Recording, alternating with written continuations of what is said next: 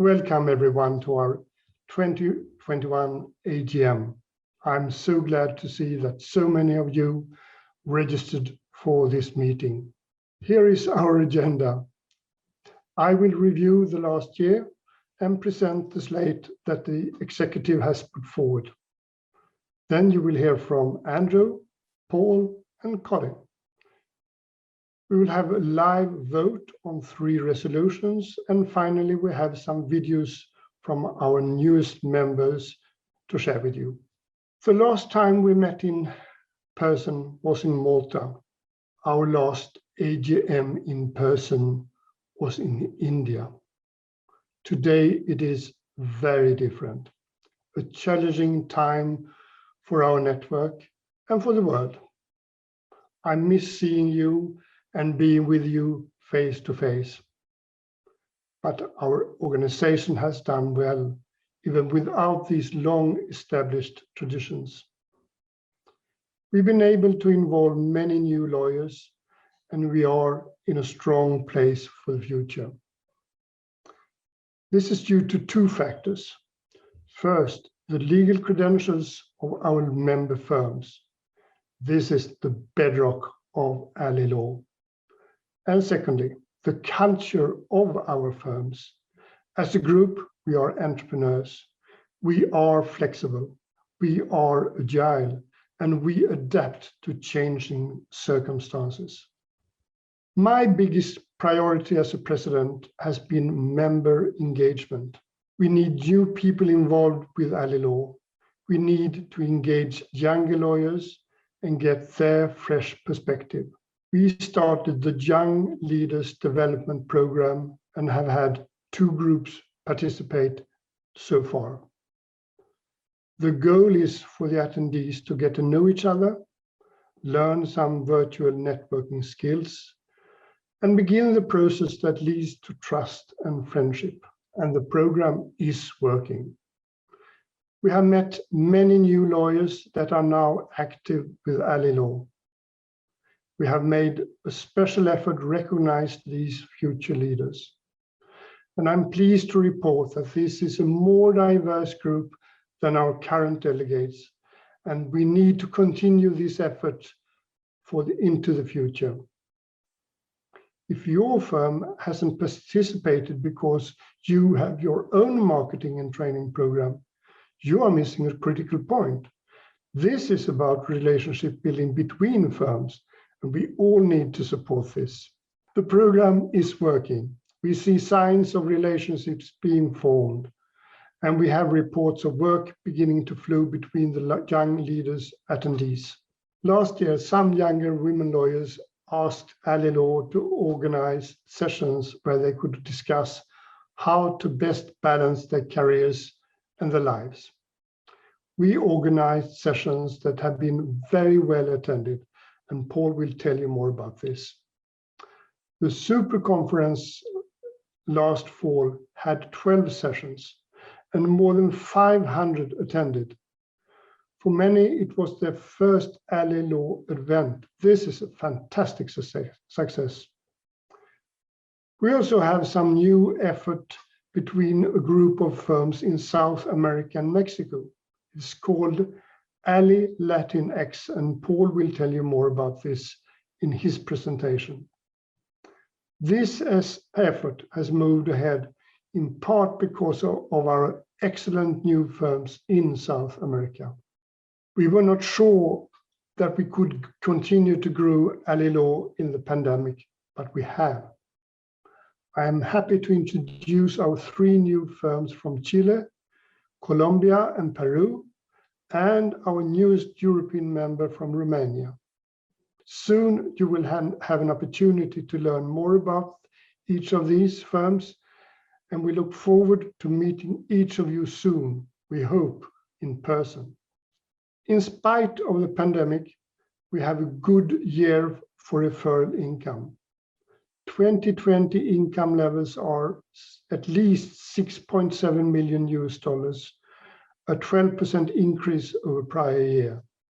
Financially, the organization is sound. We have not raised dues in many years, and our reserves are healthy for an organization of our size. More service and programs have been financed by firms moving up in the value tiers.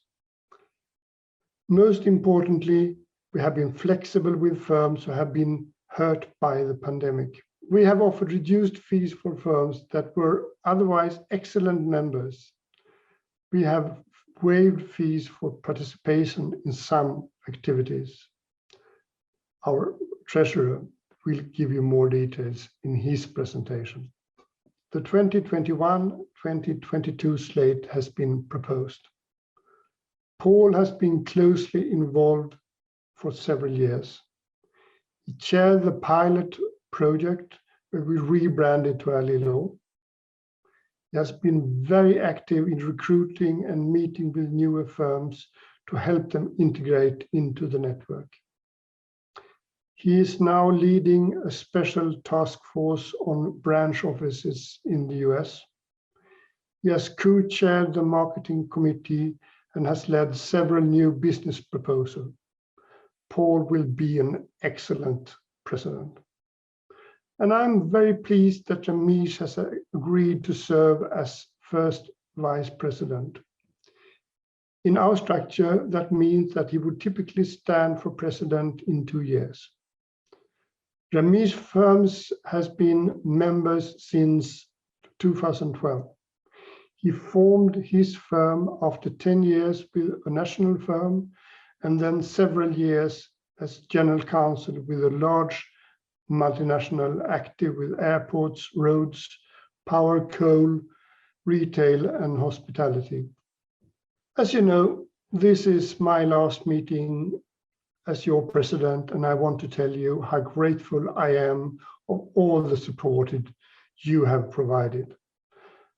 First, to our flexible members who were supposed to host meetings of our group. We will not have an in-person regional meeting this year. However, both Ms. Anderson in Raleigh and Lipamir in Tel Aviv have agreed to postpone until 2022. Thank you both for your flexibility. There have been discussions about social gathering in the Americas in the fourth quarter, and I think and hope that this will take place in November in Miami. The European members also consider getting together on a beach or to ski. We'll see about that. We are planning to go to Zurich for the 2022 AGM, and we appreciate Bloom and Grove flexibility and support. I want to thank all of you who have served on committees or task forces in the past year. You helped us to manage efficiently while also adding your perspective. That's very valuable. I want to recognize our executive that has assisted in so many ways over my term. I want to give a special appreciation to Paul, who have been such an active and supporting first vice president. Finally, I want to thank Wendy and the Liftoff team for all the hard and creative work and assistance you have given me during my presidency. I'm very grateful for all the 30 years I've had with Ali Law. It has been a long journey with many meetings, gatherings, and friends. For my firm, it has and is a great asset to belong to such a fine network, and it has proved very useful and profitable over the years. If we all continue to develop Ali Law and make use of all the opportunities, I'm sure that you will share my firm's experience. Thank you. All right, thank you, Bjorn. Hello, everyone. Thank you for watching this presentation. This is my first finance report as Treasurer, and I'm pleased to provide this report on behalf of the Executive. We are lucky to have an experienced committee. I would like to start by thanking all those who have served throughout the year. I've got Eric from Vienna, James from Brisbane, Eric from Boston, Alex from Hong Kong, David from Chicago, Bodo from Frankfurt, and of course, Andre from Zurich. This year, James Turner from Auckland and Alex Liu from Hong Kong joined the committee, and I thank them for their support and service throughout the year. We are always interested in new committee members, so if you're interested in joining the committee, please reach out to myself or Wendy and her team, and we'd be glad to have you on board. I will now deal with the 2020 financial results and performance against our 2021 budget. I will also provide preliminary information about last year's referrals. You can find materials relating to these matters on the event website or in your materials that have been sent out. So the 2020 results begin on page 23 of the materials. Our bottom line for the year was a positive result of just over $10,000. In 2020, we collected $75,000 less than budgeted. This is largely attributable to the fact that we didn't have any new member dues, initiation fee income, or sleeping room commissions. Expenses were under budget by $85,000. Not surprisingly, we had substantial savings for travel.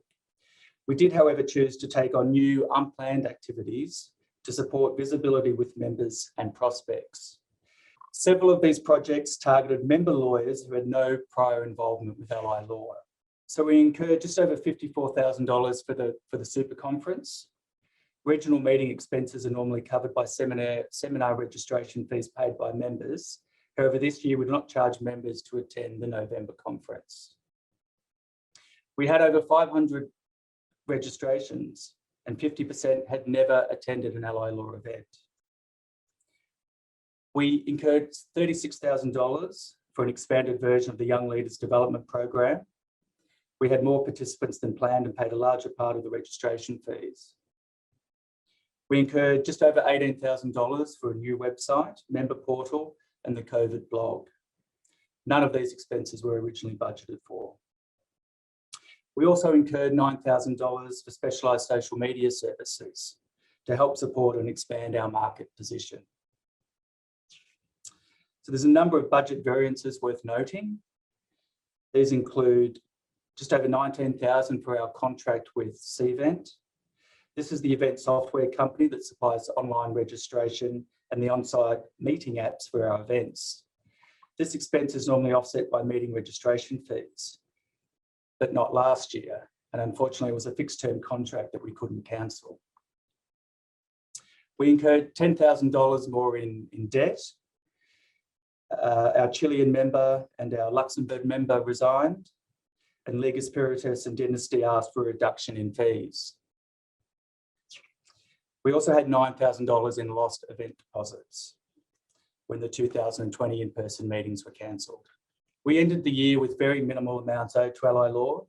Our balance sheet shows retained earnings of $166,860, and that's $10,000 more than the previous year. So turning to the draft statutory accounts, these begin at page 27 of your materials. The accounts are filed annually with Companies House in the UK. As a small company, we're not obliged to have our accounts audited. We do, however, fund an outside review of our records, which is conducted by certified chartered accountants. So the firm M. Jaffa & Co. has undertaken this review for the last 13 years. Each January, we send Jaffa our QuickBook accounting records, which they review.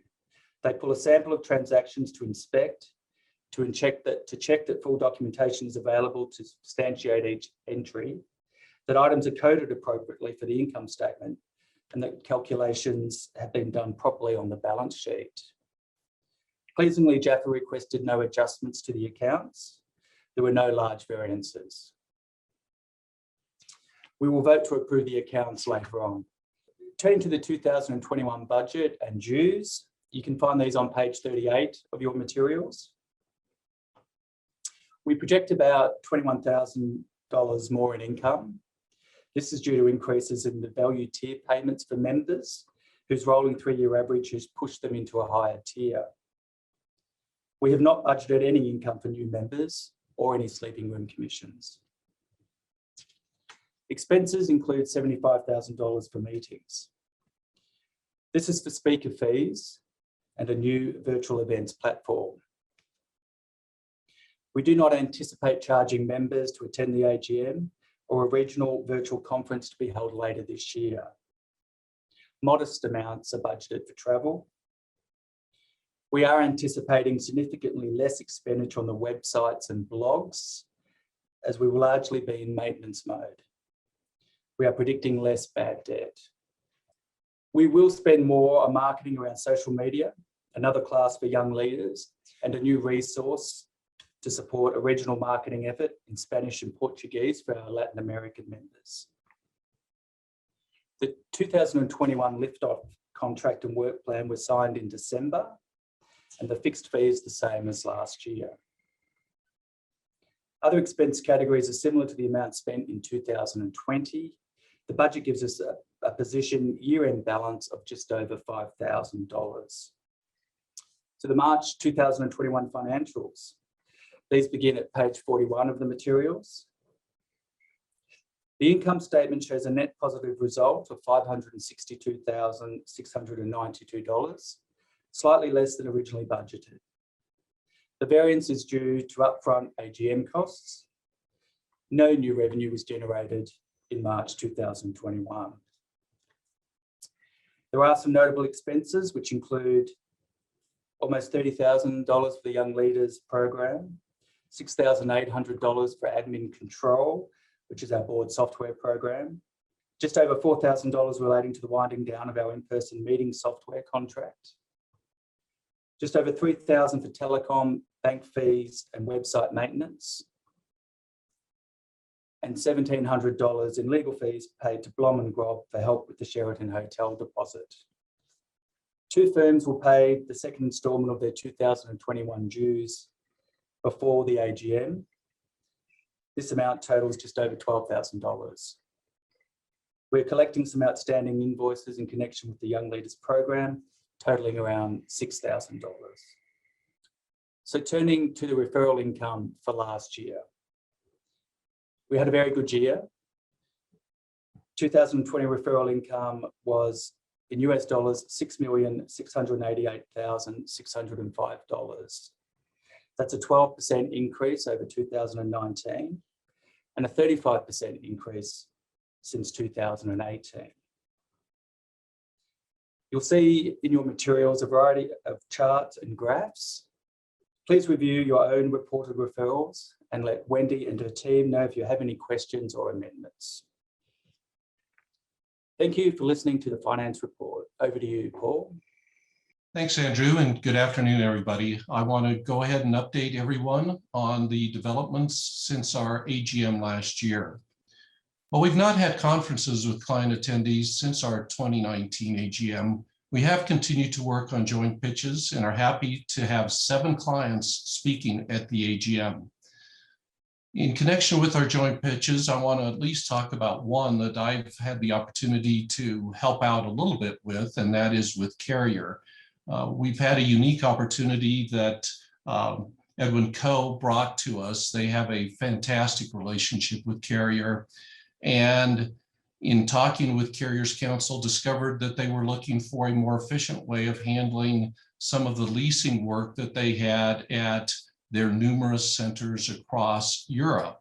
And we have had the opportunity to bring both Ally Law members as well as some other law firms who are in locations that we don't have members in together and present to Carrier. And Joanne McIver at Edwin Coe has just done a fabulous job. And if I understand where we're at right now, we are under serious consideration by Carrier and have a great opportunity to provide some direct work to a number of our Ally Law members in Europe. We have an inspirational client panel later today, just after the keynote address that you won't want to miss. The 7 companies are as committed to relationships and innovation as we are.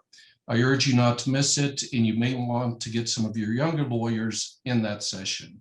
It really shows the range of companies that our firms are representing. One of the things that we learned in the pandemic is that members have a hunger to connect and to find out what their colleagues are doing and how they are coping.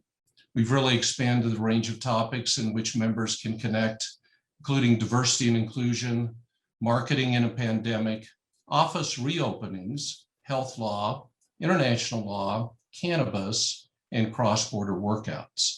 And we've even had some happy hours. These special topic gatherings help keep us connected, and they're a great way for new lawyers in your firm to get connected and learn more about ally law.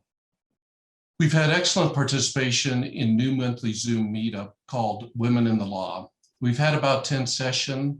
There's been a lot of participation from lawyers who've not been involved with ally law before. We're also offering members a lunch and learn program about making the most of the ally law network. Wendy and I just did one earlier this month with our Boston member.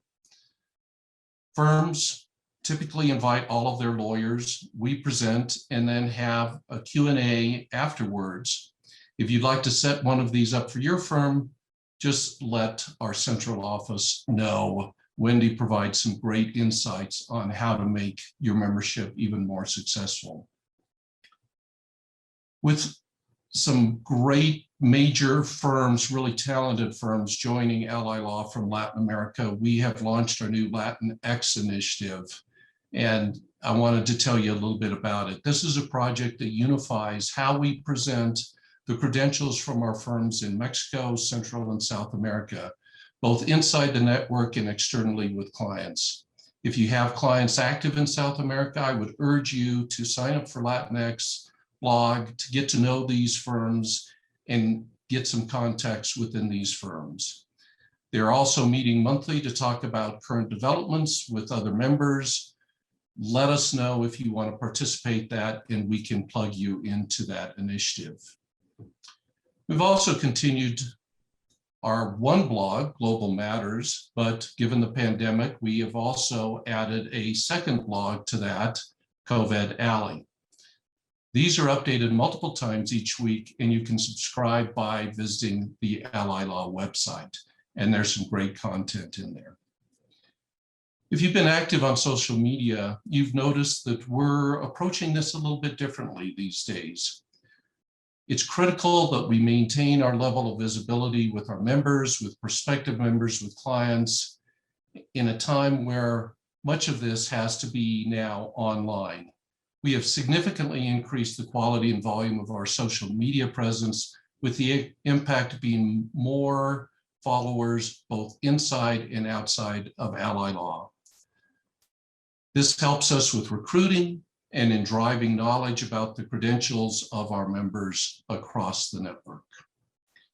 The effort is achieving the goals that we set out to accomplish. This is just a snapshot of the many substantive interactions that we're regularly having with our members and prospective new members.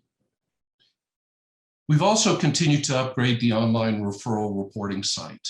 It's easy to use. Your administrator can update your firm's referral information as it happens, and projects that will continue into next year remain on the platform to assist in reporting. For all of us lawyers, it's kind of like keeping track of your time. If you do it during the year and you keep it up during the year, it makes it far easier come the end of the year, both for your firm and candidly for ally law. This year, we had almost every firm in the network use this tool.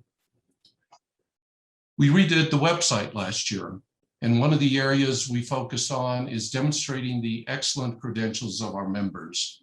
We've had a lot of good feedback about this initiative. Please make sure your office knows when your firm is recognized and let us know so that we can feature that on the website. I hope you've had a chance also to visit the members only portal. You can find a variety of marketing resources there, as well as the corporate governance documents that we maintain. Another part of our visibility efforts is media relations. We're active with press releases and announcements, and this pays off. We get several emails after every press release, and this helps extend our coverage and deepen the resources for client work. Let me close by mentioning the Mondek Opportunity. Wendy and her team have brokered just an amazing deal with this platform to publish articles written by member firms.